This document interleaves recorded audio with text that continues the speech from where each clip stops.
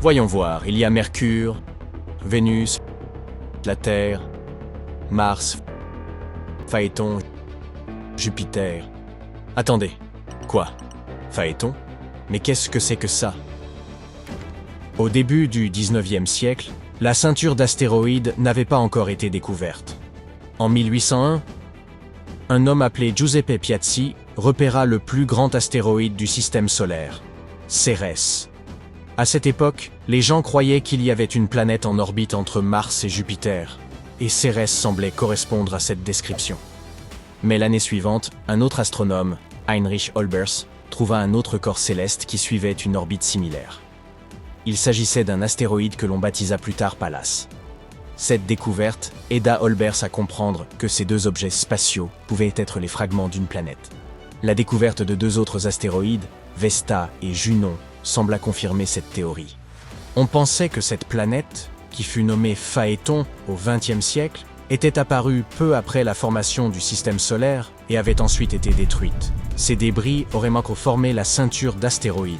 L'idée d'Olbers reçut le nom de théorie de la perturbation. Pour les astronomes de l'époque, il semblait évident que la planète avait un jour heurté un grand objet spatial, ce qui avait entraîné sa disparition. La candidate la plus probable était Némésis, une hypothétique naine rouge ou brune en orbite autour de notre Soleil.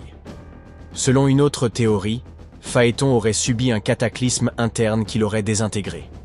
Une autre idée encore, Phaéton se serait un peu trop approché de Jupiter et aurait été déchiqueté par l'immense gravité de la géante gazeuse. Aujourd'hui, cependant, les astronomes ne croient plus à la théorie d'Olbers. Une nouvelle idée l'a remplacée. Elle était connue sous le nom de théorie de l'accrétion. Elle affirme que la ceinture d'astéroïdes est tout ce qui reste du disque protoplanétaire. Ce disque aurait initialement orbité autour du Soleil, avant même la formation des planètes. Malheureusement, en raison des forces gravitationnelles de Jupiter, il n'a jamais réussi à se transformer en planète. Mais c'est quoi cette ceinture d'astéroïdes dont on ne cesse de parler? Cette région se situe entre les orbites de Jupiter et de Mars. On y trouve des tonnes d'astéroïdes et même des planètes mineures. Certaines d'entre elles peuvent parfois migrer ou être projetées hors de la ceinture d'astéroïdes vers le système solaire externe. Les 4 plus grands astéroïdes de cette zone sont Cérès, Vesta, Pallas et Hygie.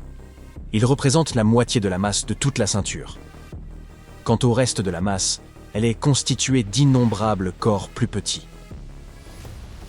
Dans de nombreux films de science-fiction sur l'espace, le personnage principal pénètre dans une ceinture d'astéroïdes et doit faire de gros efforts pour slalomer entre les innombrables rochers qui menacent de détruire son vaisseau spatial.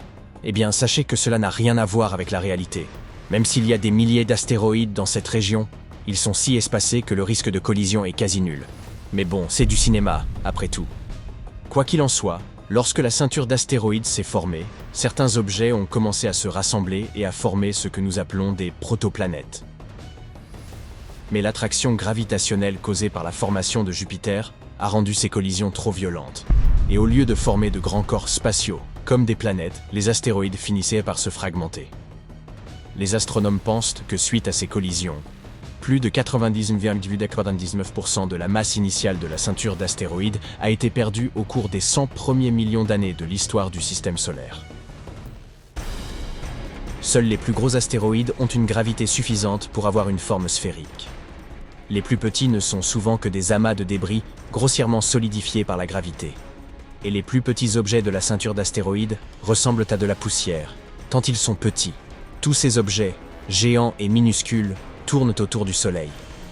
Il existe plusieurs types d'astéroïdes, dont la composition et l'albédo, la proportion de lumière ou de rayonnement réfléchi par une surface, varient.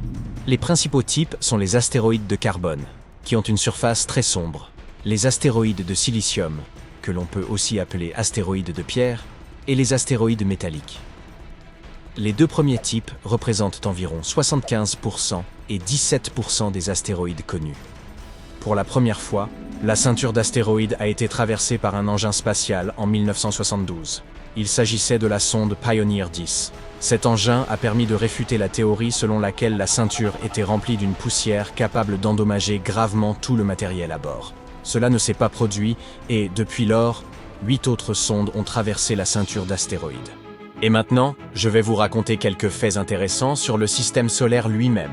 Essayez de compter combien de ces faits vous connaissiez déjà et écrivez votre réponse dans les commentaires ci-dessous. Le système solaire a l'âge stupéfiant de 4,5 milliards d'années. Les scientifiques sont parvenus à cette conclusion après avoir étudié les météorites, le matériau le plus ancien qu'ils aient réussi à trouver. Mais notre système solaire n'est pas le seul de la Voie lactée. La galaxie dans laquelle nous vivons en abrite environ 100 milliards. Tout ça pour une seule galaxie. Alors combien y en a-t-il dans tout l'univers? Notre Soleil a également une masse incroyable. En voici la preuve. 99,86% de la masse du système solaire est constituée par la masse du Soleil, en particulier par l'hydrogène et l'hélium qui le composent. Les 0,14% restants correspondent principalement à la masse des 8 planètes du système. Au fait, contrairement à une idée reçue, l'espace n'est pas un vide parfait. Il contient non seulement des étoiles et des planètes, mais aussi des nuages de poussière interstellaire, du plasma spatial et des rayons cosmiques, des fragments d'atomes qui viennent des confins du système solaire. Un phénomène dont les astronautes devraient se préoccuper lorsqu'ils explorent l'espace est la soudure à froid. Si deux pièces du même type de métal se touchent dans l'espace, elles se lient et restent collées de façon permanente, un peu comme avec de la colle galaxie. Cela ne se produit pas sur Terre car l'eau et l'air maintiennent les choses séparées. Vous pouvez voir des éclipses solaires, car même si la Lune est 400 fois plus petite que le Soleil, elle est aussi 400 fois plus proche de la Terre. Elle est donc parfaitement capable d'obscurcir notre étoile. Mais dans 600 millions d'années, la Lune ne pourra plus bloquer complètement le Soleil en raison de l'évolution de l'orbite du satellite. Derrière l'orbite de Neptune se trouve la mystérieuse ceinture de Kuiper, remplie d'immenses objets glacés. Le plus curieux concernant cette formation spatiale est que les scientifiques ne parviennent pas à expliquer le schéma de son mouvement. La seule explication qu'ils ont est que Neptune pourrait cacher une planète gigantesque. Cette planète hypothétique a déjà reçu le nom de planète 9. Et il ne nous reste plus qu'à attendre que son existence soit confirmée. Ou pas. L'océan de Jupiter est plus vaste que toutes les étendues d'eau des autres planètes du système solaire. Mais il est très différent des océans terrestres. En fait, il n'est pas constitué d'eau.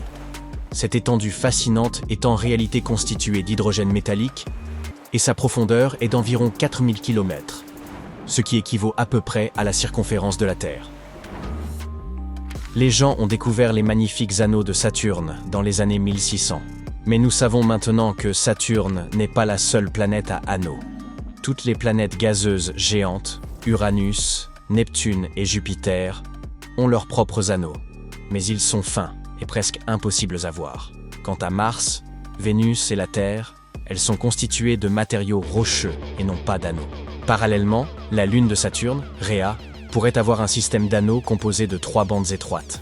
Si les astronomes parviennent à le confirmer, ce sera la première fois que des anneaux autour d'une Lune seront découverts. Et Mars pourrait elle aussi obtenir des anneaux dans les 70 millions d'années à venir. Sa plus grande lune, Phobos, se rapproche de plus en plus d'elle. Un jour, en raison de l'attraction gravitationnelle de la planète rouge, ce satellite risque fort de se briser et de se transformer en un anneau. Il pourrait ensuite se maintenir pendant des millions d'années. Un autre fait intéressant à propos de Mars, vous avez probablement entendu parler du méthane, un sous-produit de processus naturels tels que l'activité volcanique et les flatulences bovines. Quoi qu'il en soit, ce gaz fait non seulement partie de l'atmosphère martienne, mais il est aussi la source de bien des confusions pour les astronomes. En effet, le volume de méthane sur Mars fluctue constamment, et les scientifiques n'arrivent pas à déterminer d'où il pourrait provenir. Pourrait-il y avoir de la vie sur Mars? Pourrait-il y avoir des vaches?